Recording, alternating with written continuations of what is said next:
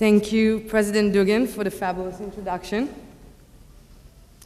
Members of the Board of Trustees, President Dugan, distinguished guests, member of the faculty and administration, fellow graduates, parents and friends, good evening. I am honored to stand here in front of you today to deliver the commencement speech for the class of 2012. And first, I would like to congratulate all of my fellow graduates for finally reaching this day. I was sitting in my room trying to figure it out what I should write my speech on. And after millions and millions of drafts, I decided to share with you the story of several remarkable individuals who had a rocky start in life, but came out on top because they chose to succeed. I decided to start with the story of an American president to show my patriotism. Though it may surprise you, I'm not really from here. Abe Lincoln was a man who failed in business at the age of 21. His sweetheart died at the age of 26. He had a nervous breakdown at the age of 27. He was defeated in 8 elections, and yet he became the 16th president of the United States. Albert Einstein did not speak until the age of 4. He did not read until the age of 7. He was regarded, even by his parents, as being mentally slow, unsociable, and adrift forever in foolish dreams. Against all expectation, in 1921, Einstein won the Nobel Prize in Physics. Walt Disney faced many setbacks in his career. He was fired from a newspaper because he was said to lack imagination and original ideas. Later, his concept of Disneyland was rejected by the city of Anaheim, and he was bankrupt several times. While they said he had no talent, Walt Disney became one of the biggest creators on earth. Last, before reaching the top of the billboards, the Beatles were turned down by a recording company that said, well, we don't like their sound, and we think guitar is out of the way. I bet those recording executives are eating their hats right now. So why am I telling you all these stories? These days, everyone is asking us, what are we going to do with our future? The way I see it, we have 2 choices.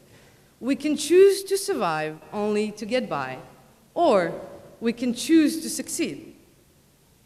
So my fellow graduate, future doctor, future educators, future artists, we are the future of this country. Let's choose to succeed.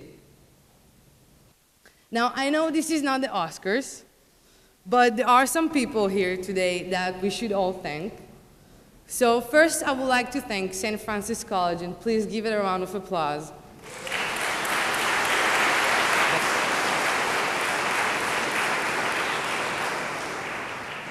I believe everyone will agree with me when I say this is a unique college where no student gets lost in the crowd.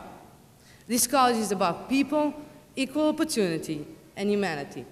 There's nothing more important than that. I would like to say thank you to Gary and Lita Curtin for providing me with a full scholarship to attend St. Francis College and drive in 12 hours today in order to see me on my special day.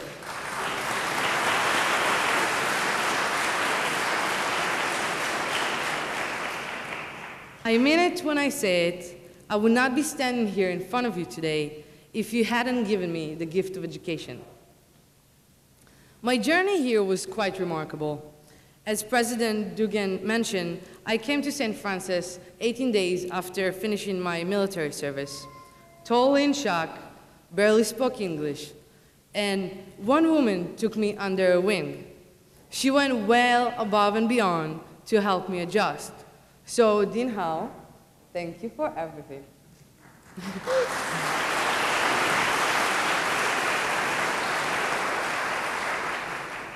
To me, you symbolize the good in people, really.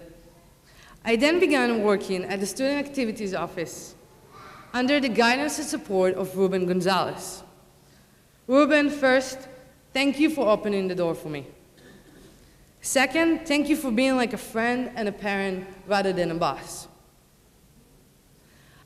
Naomi Kinley and Sharita Robson from the Career Center.